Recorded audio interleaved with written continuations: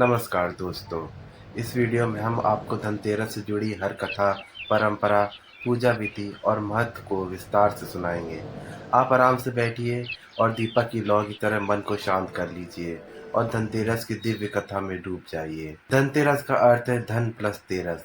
यह कार्तिक मास की कृष्ण पक्ष की त्रयोदशी तिथि को मनाया जाता है। इस दिन को धन त्रयोदशी और धन्वंतरी जयंती भी कहा जाता है। धनतेरस से दीपावली का उत्सव आरंभ होता है। लोग अपने घर को साफ करते हैं, दीप जलाते हैं, नए बर्तन, सोना चांदी खरीदते हैं और सुख समृद्धि की कामना करते हैं। पौराणिक मान्यता है कि इस दिन समुद्र मंथन से भगवान धन्वंतरी प्रकट हुए थे। उन्होंने अमृत कलश और आयुर्वेद शास्त्र प्रदान किया। इसी कारण धनतेरस को आयुर्वेद और स्वास्थ्य से भी जोड़ा जाता है। दूसरी कथा के अनुसार यमराज को प्रसन्न करने के लिए इस दिन दीपदान किया जाता है। कहा जाता है कि जो व्यक्ति इस दिन दीप जलाता है, उसके घर से अकाल मृत्यु का भय दूर होता है। धनतेरस का संबंध माता लक्ष्मी और कुबेर से भी है। इस दिन माता लक्ष्मी की विशेष पूजा की जाती है, क्योंकि वे धन, वैभव और समृद्धि की अधिष्ठात्री हैं। कुबेर जी धन के देवता माने जाते हैं, इसलिए धनतेरस की पूजा से धन और ऐश्वर्य प्राप्त होता है। शुभकामना मंत्र है ओम श्री महालक्ष्मी नमः।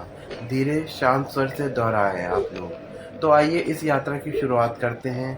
आगे आने वाले घंटों में हम आपको धनतेरस की कथाएं, पूजा विधियां, परंपराएं, मंत्र और आधुनिक दृष्टिकोण सब विस्तार से सुनाएंगे। यह सुनते सुनते आपका मन भी शांति और सकारात्मक ऊर्जा से भर जाएगा। अब हम सुनेंगे वे पौराणिक कथाएं जो धनतेरस पर्व से जुड़ी हुई हैं। इन कथाओं में छिपा है जीवन का ज्ञान, समृद्धि का रहस्य और भक्ति का संदेश। कथा 1, समुद्र मंथन और भगवान धन्वंतरी।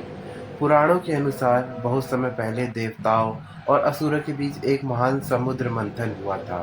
देवताओं और दानवों ने मिलकर मद्राचल पर्वत को मंथन दंड बनाया और वासुकी नाग को रस्सी। समुद्र का मंथन प्रारंभ हुआ। उस मंथन से विष निकला, रत्न निकले, कामधेनु, ऐरावत हाथी, पारिजात वृक्ष और अनेक दिव्य वस्तुएं प्रकट हुई। इस समुद्री मंथन में 13वीं तिथि को एक दिव्य रूप में भगवान धन्वंतरी प्रकट हुए। वे अपने हाथों में अमृत कलश और आयुर्वेद शास्त्र धारण किए हुए थे।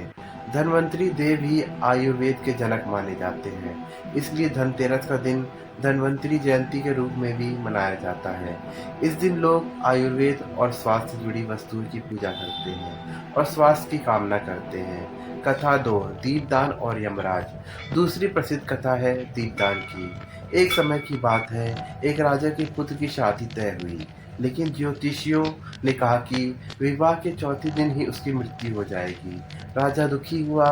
विवाह हुआ, लेकिन उस रात यमराज ने युवक की आत्मा लेने का निश्चय किया।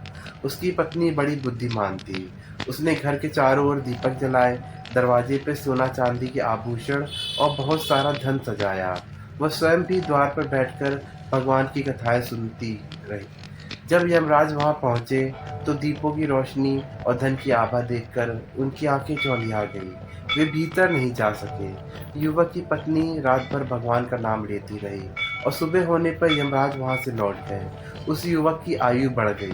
तभी से यह परंपरा चली कि धनतेरस की रात दीपदान करना बहुत ही आवश्यक होता है। इसे यम दीपदान कहते हैं। कहा जाता है कि इस दिन दीप जलाने से मृत्यु का भय दूर होता है और घर में शांति बनी रहती है। कथा 3, कुबेर और माता लक्ष्मी की। एक अन्य कथा में बताया गया है कि धनतेरस के दिन ही माता लक्ष्मी और धन के देवता कुबेर ने मिलकर संसार को धन और वैभव का आशीर्वाद दिया।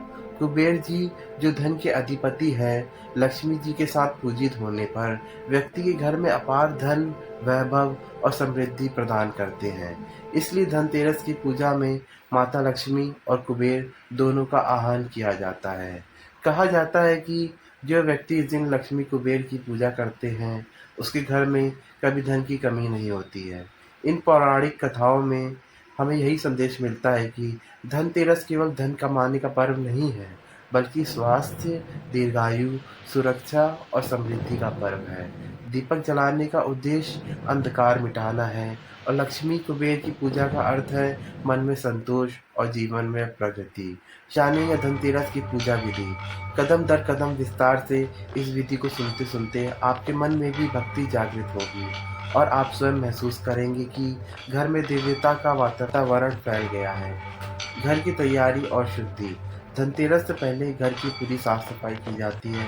मान्यता है कि जिस घर में गंदगी रहती है वहाँ लक्ष्मी जी प्रवेश नहीं करती। इसलिए इस दिन घर को अच्छे से धोकर दरवाजे पर तोरण और बंधनवार बांधा जाता है।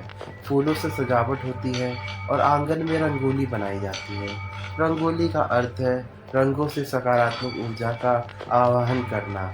माता लक्ष्मी को विशेष रूप से कमल, पुष्प और सफ़ेद रंग प्रिय है। इसलिए रंगोली में कमल और शुभ चिन्ह बनाए जाते हैं। शुभ मुहूर्त।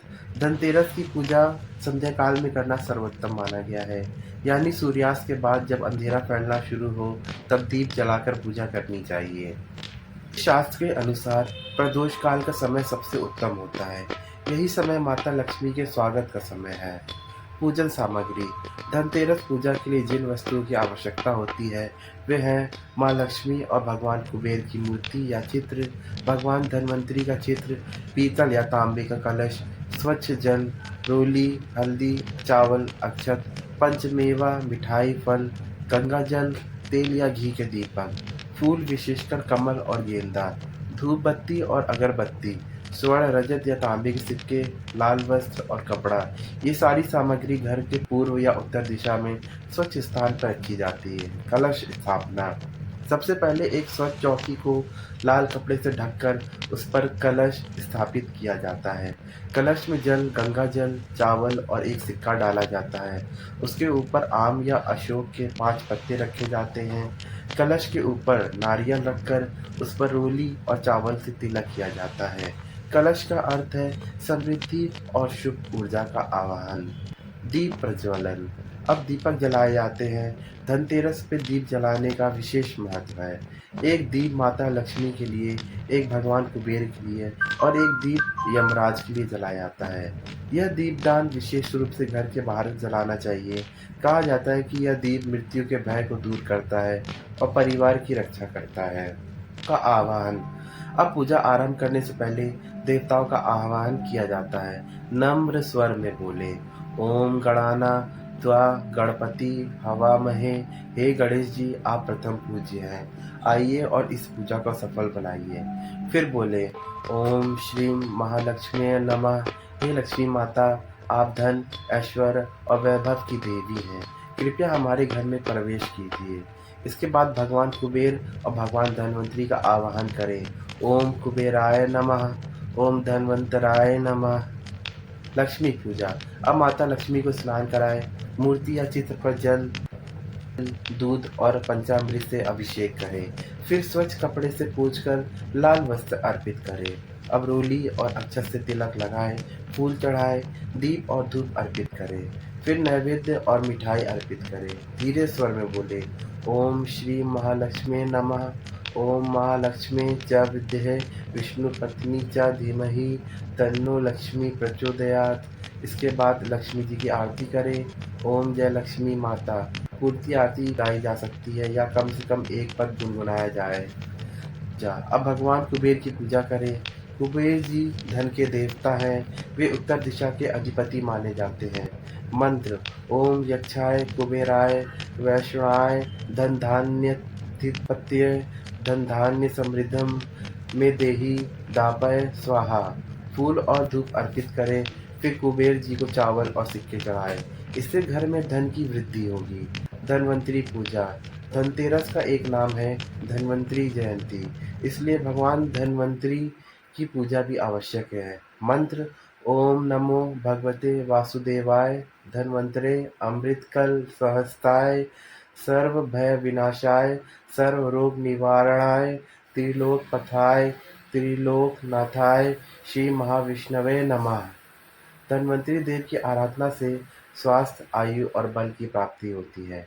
इसलिए आयुर्वेदिक और तुलसी पत्तों का अर्पण भी किया जाता है।